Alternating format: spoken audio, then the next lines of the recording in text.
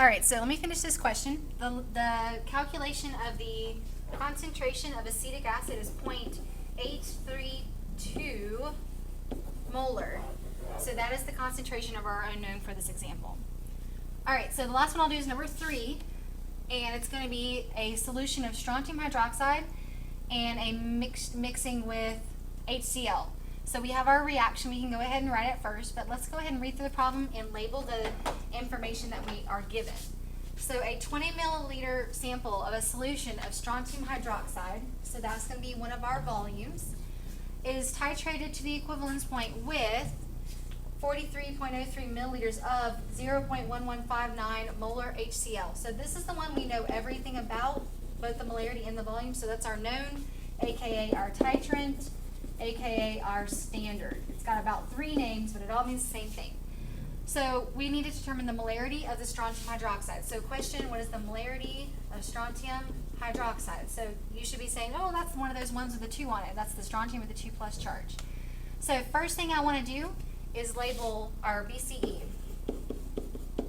Strontium hydroxide reacts with HCl to form salt and water. What's our salt? Strontium chloride. So since strontium has a 2 plus charge, it's going to make SrCl2 plus water, HOH. But when we go back and balance this one, we notice that we have 2 hydroxides and we have this 1 H over here. So to make 2 hydroxides in our HOH formula, which is just water, we put a 2 up front. And then also helps our problem where we have a 2 for our chlorine on the product side, so we need to put a 2 right here for the HCl. All right, so then we have a 1:2 ratio here for our base to our acid.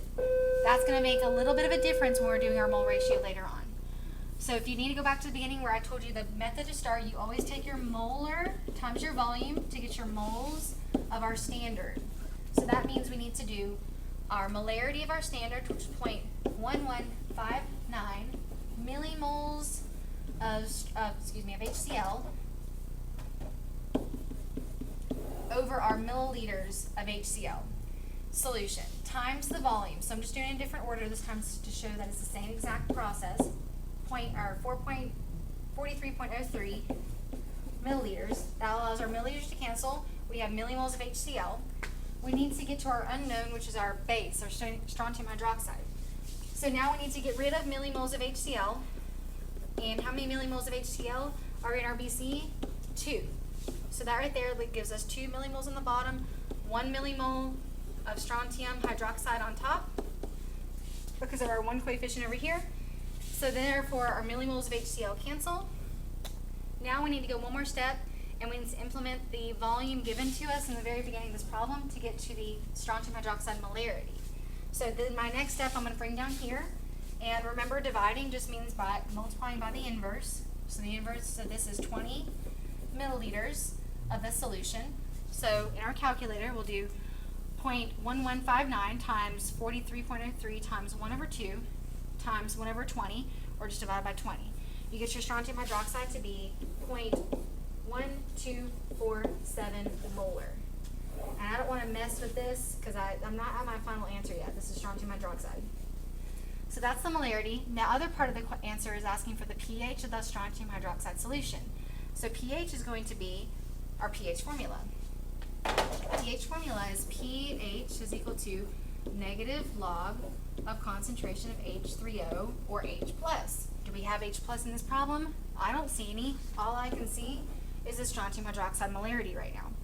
That means that you have to question yourself, is this a strong base? Think about it. You should be saying yes.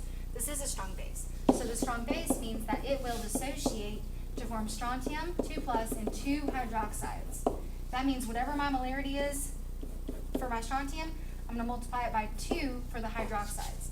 So that's my starting point. Hydroxide ion concentration is equal to 0.1247 molar times 2, which is 0.2494 molar. That's my hydroxide. So straight from hydroxide, I can go directly into finding POH, because POH is equal to the negative log of the hydroxide concentration, which is negative log of 0.2494 molar. That gives me a POH of 0.603, very, very low. And then how do you get to pH? The pH plus the POH equals 14. So 14 minus the POH gives me pH.